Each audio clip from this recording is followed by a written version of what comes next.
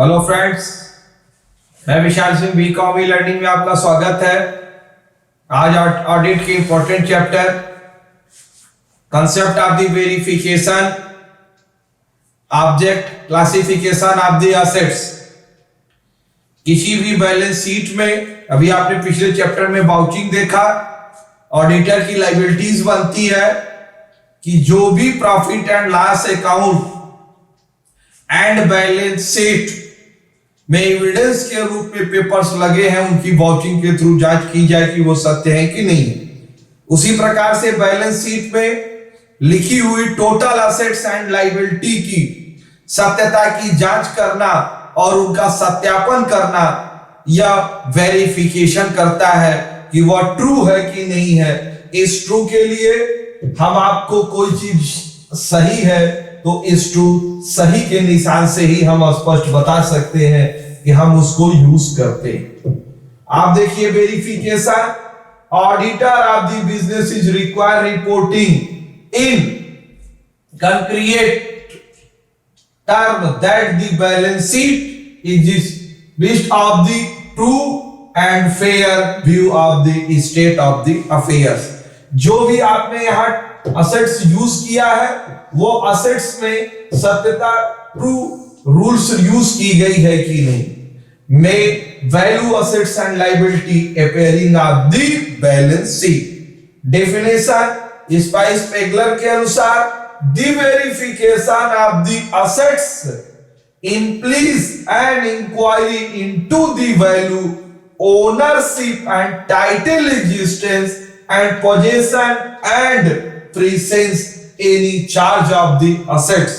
किसी भी संपत्ति के संबंध में असेट्स की पूरी स्थिति विद्यमान में संपत्ति है कि नहीं, टाइटल उसका ओनर कौन है, क्या वो बिजनेस की असेट्स जो बैलेंस शीट में दिखाई गई है वास्तव में कंपनी उसकी ओनरशिप रखता है, यानी पोजीशन मींस मालिक के रूप में है कि नहीं है। इन सब चीजों पर और उन पर क्या चार्जेज हैं, ये सब कुछ आपको ऑडिटर वेरिफिकेशन के रूप में चेक करेगा कि सही दिया गया है या नहीं दी गई है।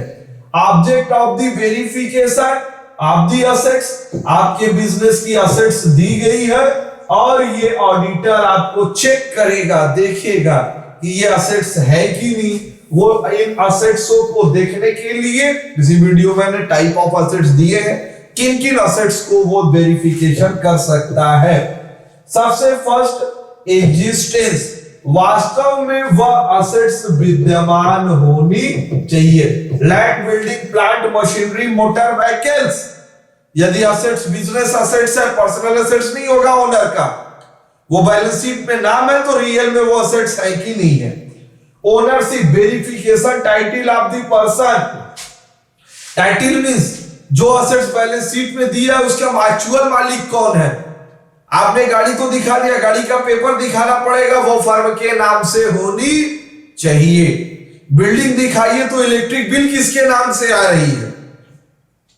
रेंट है तो रेंट लेने की रेंट एग्रीमेंट किसके नाम से है।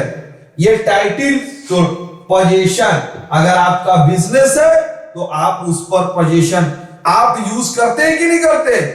रियल पोजीशन आप है कि कोई नाम दिया गया है, कोई दूसरा उस पर रहता है। Disclosure of the mortgage and link, उस संपत्ति के संबंध में अगर लोन ली गई है तो उस लोन की भी ऑडिटर को वेरिफिकेशन करने की आवश्यकता है। वैल्यूएशन, डिस्क्लोजर, मूल्यांकन को उसे टोटल स्पष्ट करना पड़ेगा। नेक्स्ट आपके लिए बताता है क्लासिफिकेशन ऑफ द असेट्स। आप जानते हैं बिजनेस है आपके पास, current assets, fixed assets, balance sheet पे आप देखेंगे यहां पर ऑडिटर को कई टाइप के असेट्स देखने पड़ेंगे और उनकी वास्तविक स्थिति का पता करना पड़ेगा।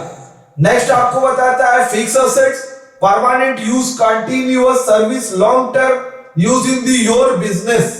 अब आप देख सकते हैं कि बिजनेस में परमानेंट यूज है, लैंड एंड बिल्डिंग है, फैक्ट्री रखी हुई है, प्लांट एंड मशीनरी है, फर्नीचर है, मोटर व्हीकल्स है, कंप्यूटर एंड सॉफ्टवेयर।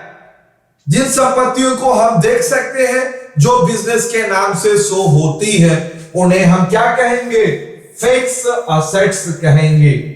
नेक्स्ट आपको बताता है current assets.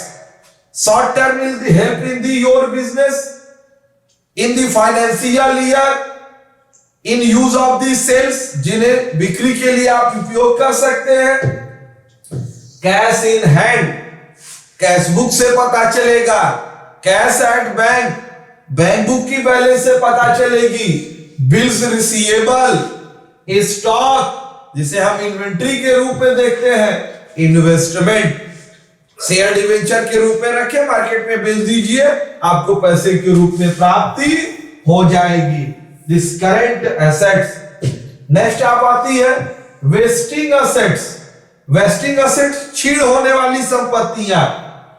There does not appearing any necessity to provide depreciation on vesting assets like mines, coal, iron.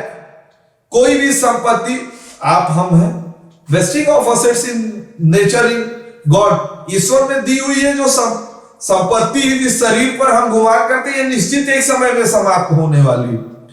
इसी प्रकार से जो संपत्ति आप बिजनेस में, ये देखिए कि आपने फैक्ट्री बनाया तो लॉन्ग टर्म तक फैक्ट्री चल सकती, लेकिन कुछ ऐसी बिजनेस है कि वहां से वेस्टिंग ऑफ असेट्स, जैसे माइंस में हम लगाए, कोयला निकाल लिया, अब टोटल असेट्स मेरे लिए हो।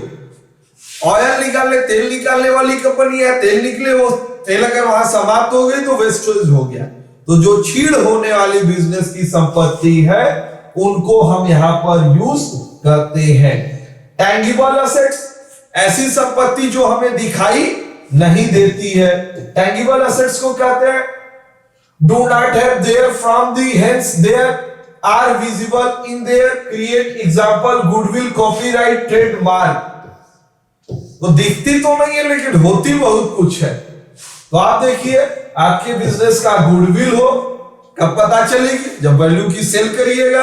अगर आपके पास असेट्स कंपनी की 1 लाख रुपए है, अब मार्केट में जब वो 5 लाख की सेल हो रही है, तो वो माना जाएगी कि 4 लाख का जो डिफरेंस हो रहा है वो आपके बिजनेस की गुडविल की वैल्यू मिल रही है। ब्रांड बिकती है नॉलेज के आधार पे, ट्रेडमार्क, ये सब चीजें जो कंपनी की होती है, वहां कस्टमर ऑटोमेटिक चला आता है, तो ऑडिटर लायबिलिटी से बनता है वेरिफिकेशन, इन सत्यता की जांच करेगा।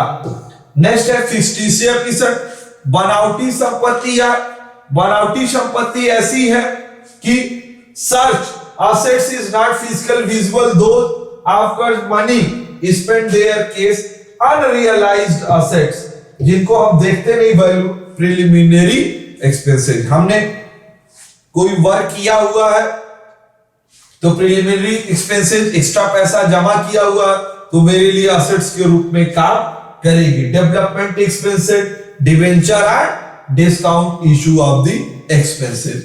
आपने वेरिफिकेशन की इस चैप्टर ऑडिट के अंतर्गत concept of the verification, object classification of the assets के पूरे वीडियो स्टार्ट टू एंड देखा, इसके लिए मैं आपको धन्यवाद करता हूं। आप अपने इस चैनल वी कॉम लर्निंग को लाइक, सब्सक्राइब एंड शेयर करिए कि ज्यादा से ज्यादा लोग इसके विषय में ऑडिट के विषय में जानकारी प्राप्त कर सकें। Thank you.